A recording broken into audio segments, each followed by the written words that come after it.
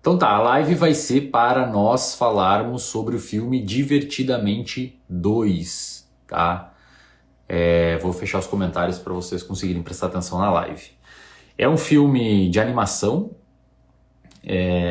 então o cinema estava bem cheio de crianças, mas vou dizer desde já que o filme passa uma mensagem muito maneira, tá? Muito maneira mesmo.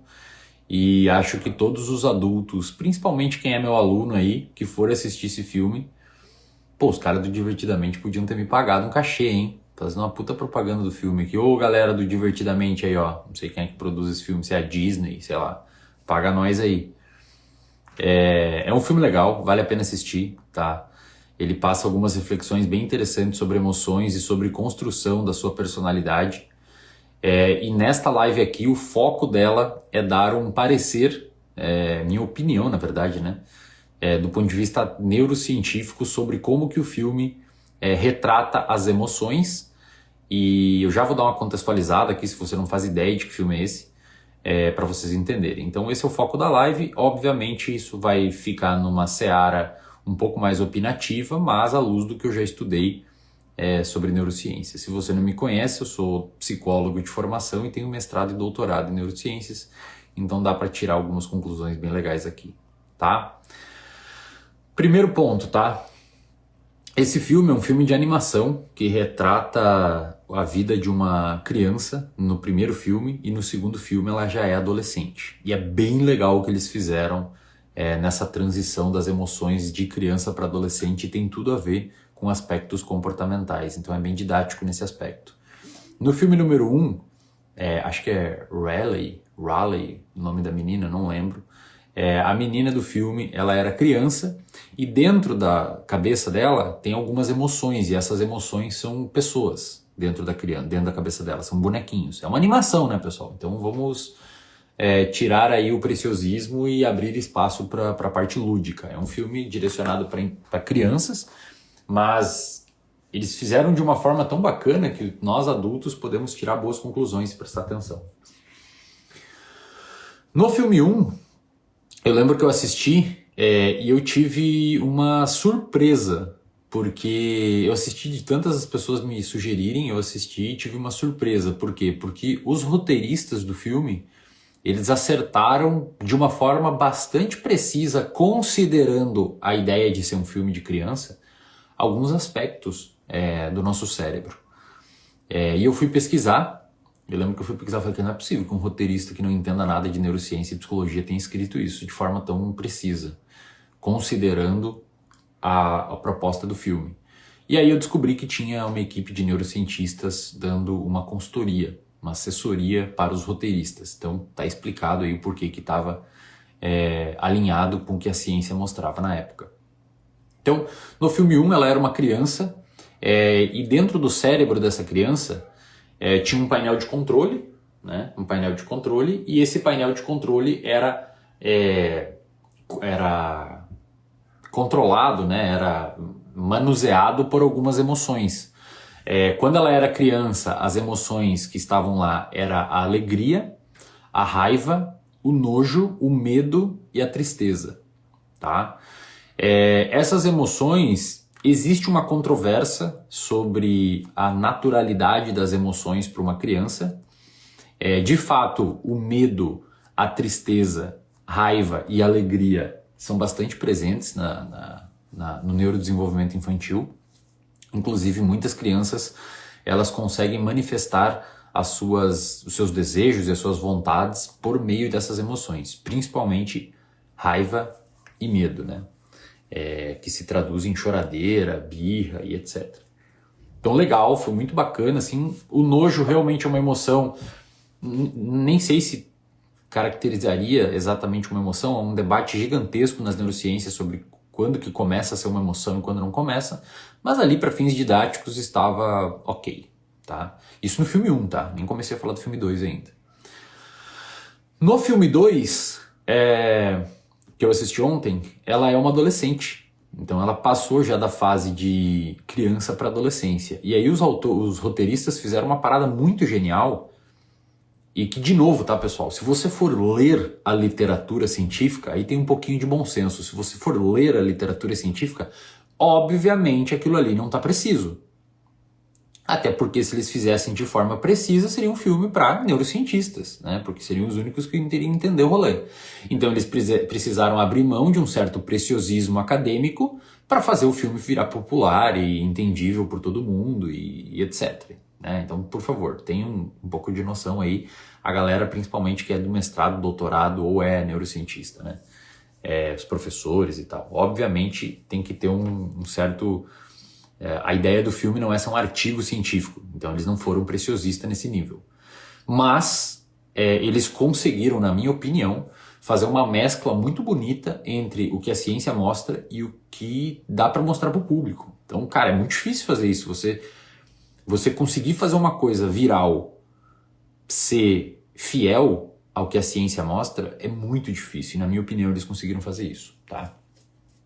Obviamente, se fosse ser mais fiel ao que a ciência mostra, o filme não seria tão legal, porque seria chato pra caramba. Mas para os fins objetivos, acho que foi concluído. Então no filme 2, eles fizeram uma coisa muito massa, que como ela virou adolescente, eles inseriram novas emoções, então tinham novos bonequinhos no cérebro dela. Tinham novos bonequinhos, além dos que já tinham, que é alegria, raiva, nojo, medo e tristeza. Na adolescência, chegaram novas emoções no cérebro dela para assumir também alguma parte desses painéis de controle do comportamento dela. Então essas emoções ficam olhando como se fosse uma janela assim, o que ela tá vendo, né? E aí as emoções ficam controlando o comportamento dela. Entenderam mais ou menos? Algumas coisas legais antes de falar dessas novas emoções. As memórias que a criança, adolescente cria, essas memórias ficam encapsuladas num vidro, tipo uma esfera do dragão aí, pra quem assistiu o Dragon Ball, tipo um vidro, tipo uma bola de sinuca, sei lá, uma coisa assim. E fica ali dentro aquela memória. Então, sei lá, ela caiu de bicicleta e os amigos riram da cara dela, aquilo ali armazena. Ela foi apresentar um negócio na sala de aula e deixou derrubar as coisas e todo mundo fez chacota da cara dela, aquilo ali fica armazenado em outra bolota. E aí lá no cérebro dela tem um mecanismo que cai essa bolota aqui numa esteira. E olha que legal, cara, isso é muito legal. E essa esteira, ela fica girando em volta daquela sala e algumas emoções decidem se aquela bolota vai cair num túnel e se cair nesse túnel, essa bolota vai para um lugar, digamos que muito mais enraizado. Ela cai nesse túnel, vai para um lugar muito mais enraizado para baixo do cérebro. E essa bolota, essa memória, ela cria algumas raízes influenciando um core, como se fosse um monte de teias que estão lá no fundo do cérebro dela. Essas teias são formadas por essas memórias. E o conjunto dessas teias, digamos assim, tipo uma teia de aranha, tipo uns fios, o conjunto disso constrói como se fosse um tronco, que eles não falam isso no filme, mas foi a conclusão que eu tirei, que é o que a gente chama na psicologia de self. Ou seja, quem é você? Quem é você, de fato, pessoal, quem nós somos ou quem a gente é. É difícil definir quem nós somos, né? Quem que eu sou? Eu sou um psicólogo, eu sou um empresário, eu sou filho, eu sou namorado, eu sou um cara que gosta de esporte. Quem que eu sou? É muito complicado. Eu sou uma pessoa boa, eu sou uma pessoa má. É difícil definir quem que nós somos. E esse conjunto de memórias cria esse tronco que a gente chamaria de self, que é mais ou menos quem nós somos. Só que o que é legal? E aí, óbvio, né? Pelo amor de Deus, tem algumas metáforas. Eu falo isso porque tem muita gente ultra especialista que me acompanha, principalmente acadêmicos. Então eu preciso fazer essas ressalvas para não parecer mal interpretado. Essa ideia de ir para o fundo do cérebro fisicamente não existe, tá? Pelo contrário, no cérebro as memórias são formadas principalmente numa região chamada hipocampo, que fica bem no centro do cérebro, como se fosse no miolo dele, né? Imagina o cérebro como uma cebola, no miolo dele fica essa região. E as memórias, quando elas vão se transformar em memórias de longo prazo e influenciar essa criação de personalidade, de self, né? de quem sou eu, essas memórias não descem no cérebro, elas, pelo contrário, elas sobem, digamos assim. O engrama neuronal, ele ascende para áreas corticais. No filme eles botaram que desce, porque é muito mais fácil, metaforicamente, retratar a parte de transformar uma coisa numa raiz. Imagino que os roteiristas quiseram fazer isso, né? Então foi, a níveis didáticos foi muito bom. Só que o que é muito legal que eles retrataram no filme é que as emoções, que são as pessoazinhas que ficam dentro do cérebro da menina, elas decidem quais as memórias que vão ou não para esse lugar. E do ponto de vista neurocientífico, isso faz um certo sentido, tá? Por quê? Porque a transformação de uma memória de curto prazo em longo prazo é influenciada por emoções. Emoções positivas, emoções negativas influenciam as memórias. E tem algumas memórias traumáticas na vida dela que as emoções decidem não enviar para longo prazo, para fazer parte de quem ela é. E isso também acontece em nós, pessoal, que é os famosos blackout, né? A pessoa ela não memoria, ela pode despersonalizar. Tem alguns artigos muito bonitos mostrando isso, principalmente em situações de abuso físico ou sexual. Eventualmente a pessoa consegue despersonalizar, que é quase como se fosse uma proteção do cérebro contra esse trauma. Né? Então muito legal essa ideia das memórias escolherem das emoções escolherem quais são as bolotas que vão ou não para o longo prazo. Muito bacana. Ok? Na adolescência, aí já no filme 2, surgiram novas emoções. Aí surgiram as emoções ansiedade, olha que legal, surgiu o tédio, a vergonha e a inveja. Isso faz todo sentido, pessoal, porque ansiedade na adolescência, ela de fato é bastante. A criança normalmente utiliza raiva ou medo, né, para manifestar os seus desejos e tal, ficar com raiva, ficar com medo, enfim. E na adolescência a ansiedade ela é extremamente prevalente. Começa a surgir nos adolescentes esse aspecto de ansiedade. Do ponto de vista neurocientífico, faz sentido, tá? Porque uma das maiores características do adolescente é o sistema de recompensa e os sistemas envolvidos na detecção de medo e perigo assumirem, entre muitas aspas, a função de uma região chamada córtex pré-frontal, que é a região envolvida com o controle da ansiedade, com o tamponamento da ansiedade, com capacidade de raciocínio, capacidade de ponderação. Nos adolescentes, cara, seria muito legal se eles tivessem mostrado isso, cara. Eu até falei pra minha namorada, falei, cara, se eles retratarem o córtex pré-frontal dentro do cérebro da criança, do adolescente, como se for, porque dentro do cérebro lá tinha umas grandes bibliotecas, que é onde ficavam essas esferas de memória, aí tinha uma galera construindo e tirando memória e botando outras e fazendo manutenção, que eu imagino que seria uma metáfora, sei lá, para os neurônios, tendo poda sináptica. Não sei se eles foram nesse nível de ideia, mas seria muito legal se fossem. E seria muito massa se tivesse uma região sendo construída, como se fosse um castelo sendo construído, assim, com os operários lá batendo, e eles tivessem chamado isso de córtex pré-frontal. De novo, não teria como fazer porque ninguém ia entender, né? O que é córtex pré-frontal? Vocês que me seguem há mais tempo sabem, mas a galera que é leiga e que é a maioria que assiste o filme, 99,8% que assiste o filme, não sabe disso. Então não faz sentido botar. Mas seria muito massa, cara. Eu acho que eu iria dar um grito no cinema. Aliás, o filme foi tão legal que a galera aplaudiu quando acabou. Eu nunca vi isso, né? Não sou um grande frequentador de cinema, mas das vezes que eu fui, eu nunca vi ninguém aplaudir o filme. Todo mundo aplaudiu, acabou o filme, todo mundo aplaudiu. Que mais? Tá, então beleza, a ansiedade fez isso e faz sentido, tá? Porque na adolescência, essas regiões, principalmente regiões envolvidas com ansiedade, que inclui o sistema de recompensa, tá? O sistema de recompensa, muita gente acha que só está envolvido em predizer recompensa, em ter expectativa, ou o erro de predição de recompensa, né, que gera a expectativa de conseguir uma recompensa. Mas essa expectativa também gera ansiedade, por isso que existe uma conectividade entre essas regiões. E no adolescente, como o córtex pré-frontal não está totalmente maduro, tanto por conta de mielinização quanto por conta de boa conectividade de neurônios, quem assume essa função são essas regiões. Sistema de recompensa e principalmente o corpo amigdaloide, tá? Isso faz com que, do ponto de vista emocional, o adolescente experimente muita ansiedade. Então faz todo sentido eles terem colocado uma nova emoção no cérebro, que é a ansiedade. E a ansiedade ela é a personificação Ela realmente personificou a emoção, porque é agitada, corre pra lá, corre pra cá, fica projetando 1000 cenários no futuro, se vai dar certo, se vai dar errado. E os adolescentes fazem muito isso. Segunda emoção, tédio.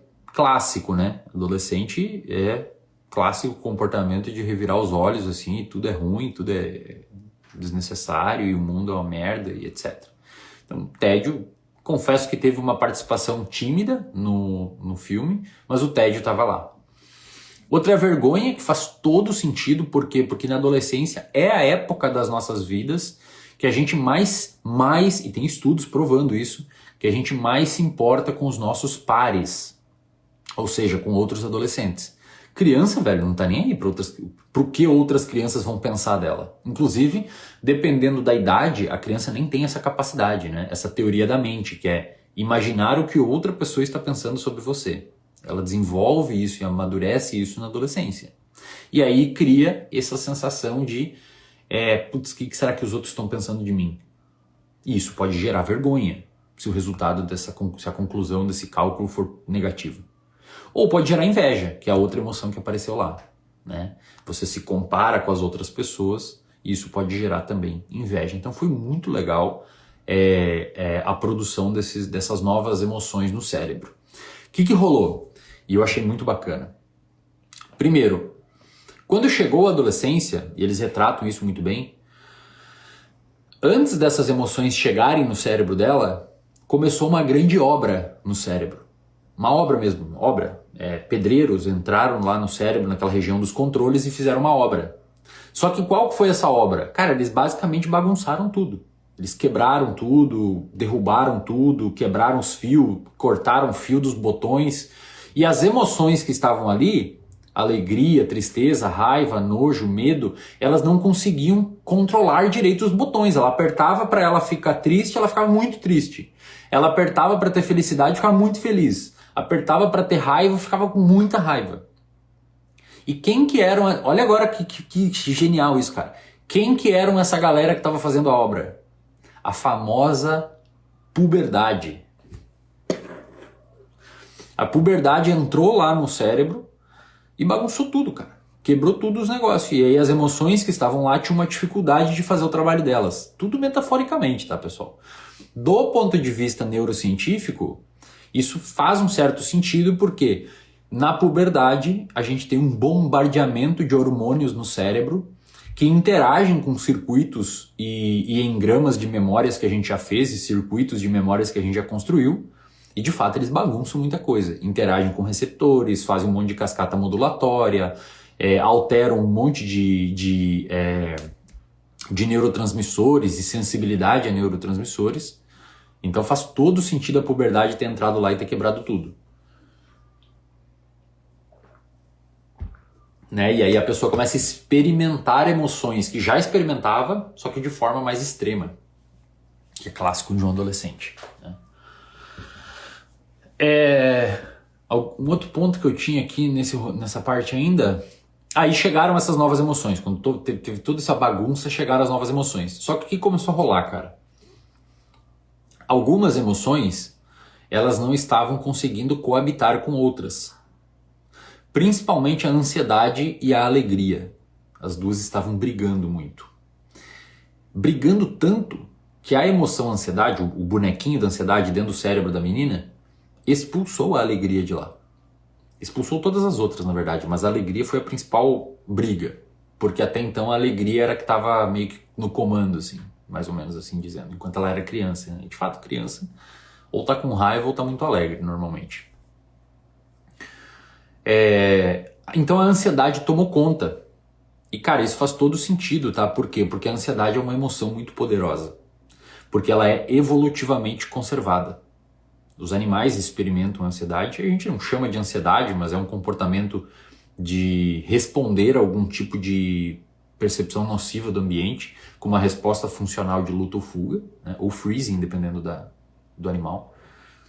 Então a ansiedade, ela é uma emoção muito forte. E quando ela resolve, digamos assim, entre aspas, tomar conta, ela de fato consegue tomar conta.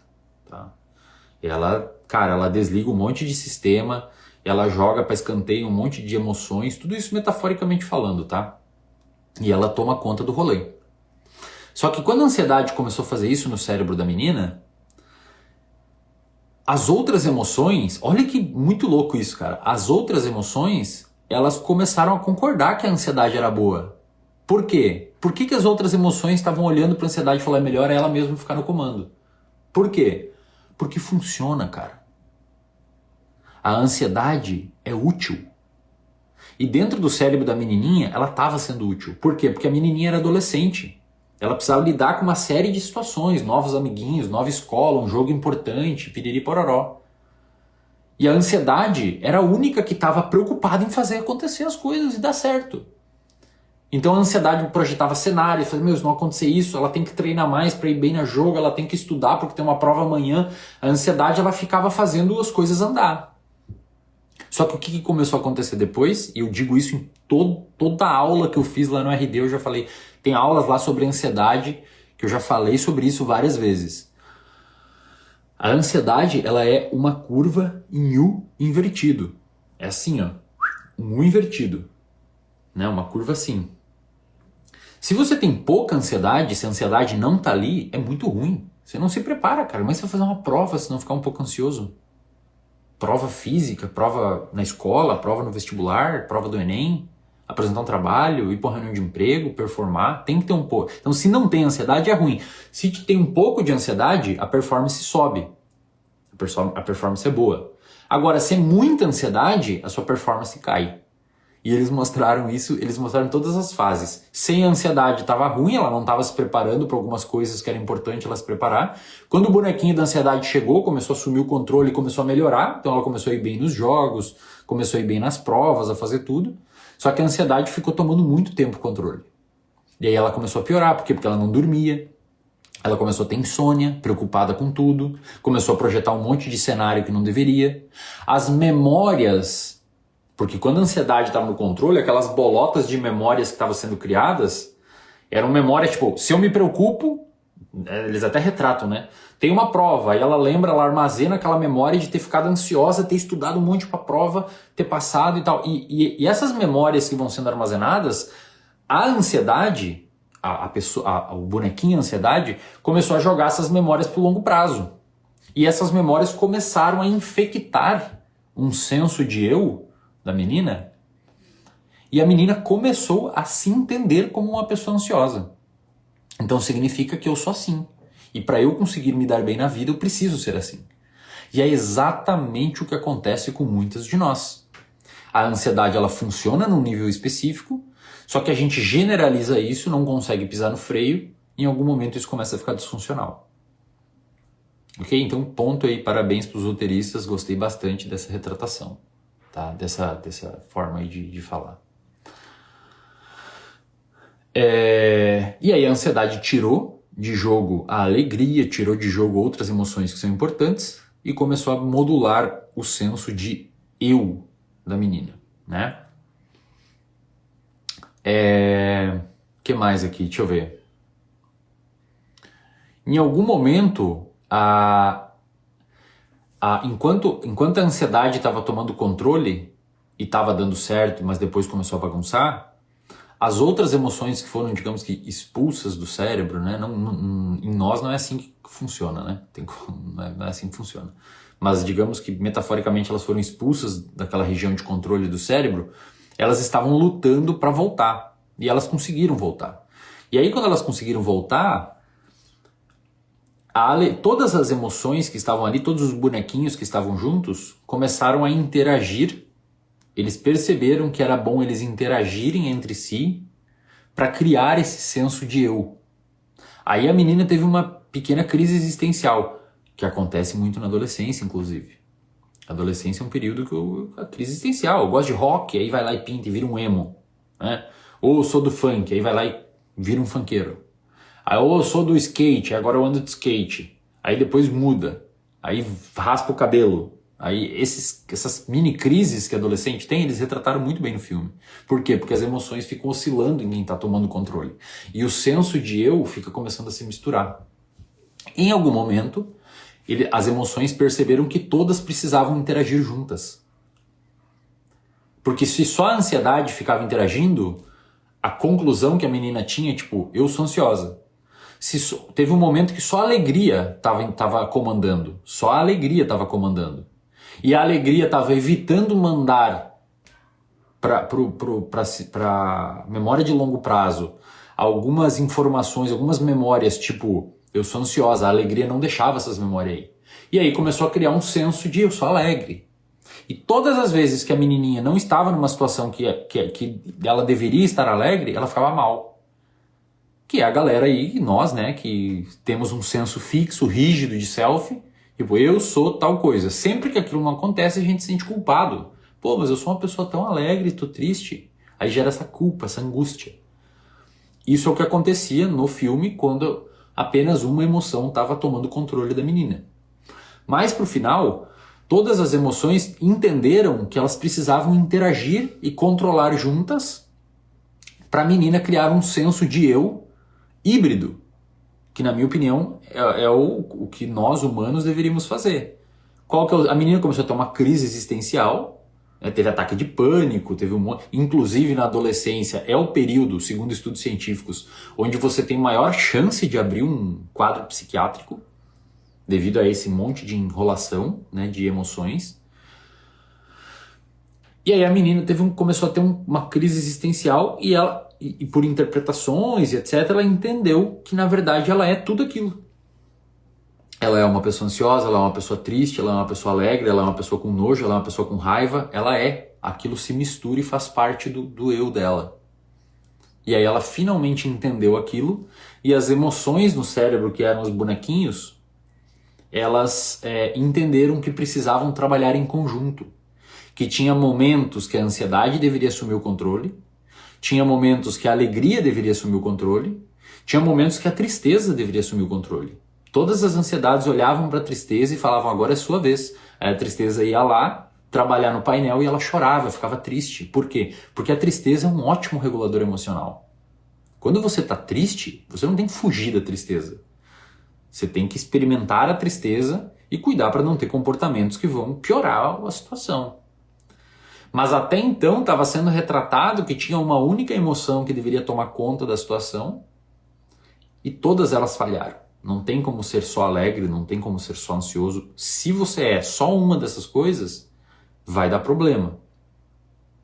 Então eu achei muito legal o jeito que o filme retratou esses cenários, tá? Obviamente, do ponto de vista preciso, muita coisa não estava correto, assim, digamos, do ponto de vista preciso.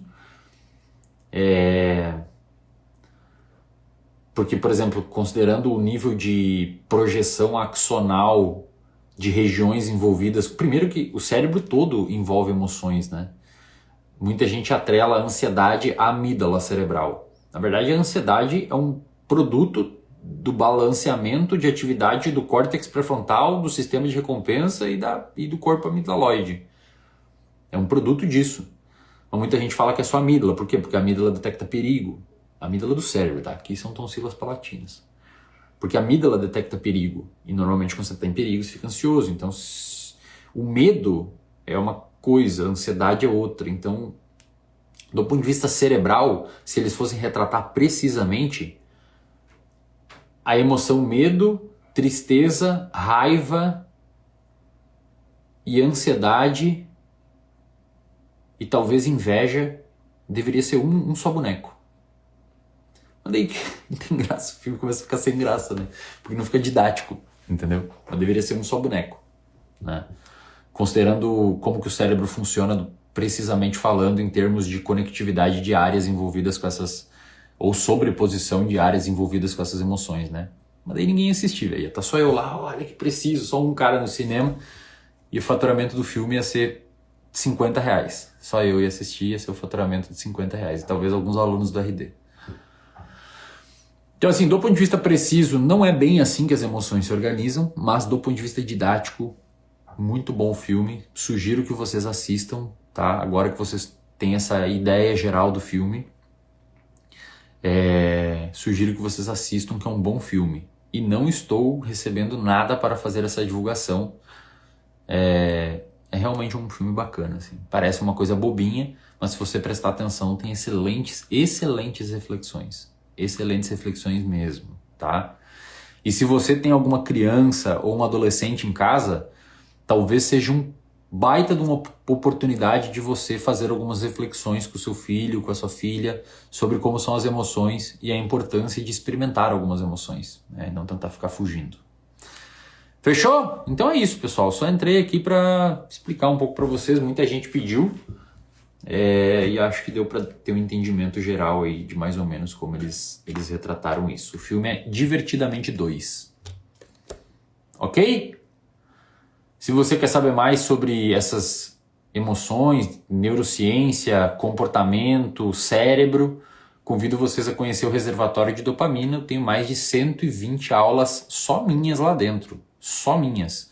E tem aula sobre emoções, tem aula sobre ansiedade, tem aula sobre tudo. Só botar aí no Google reservatoriodedopamina.com.br que você encontra o nosso site para saber mais. Ok?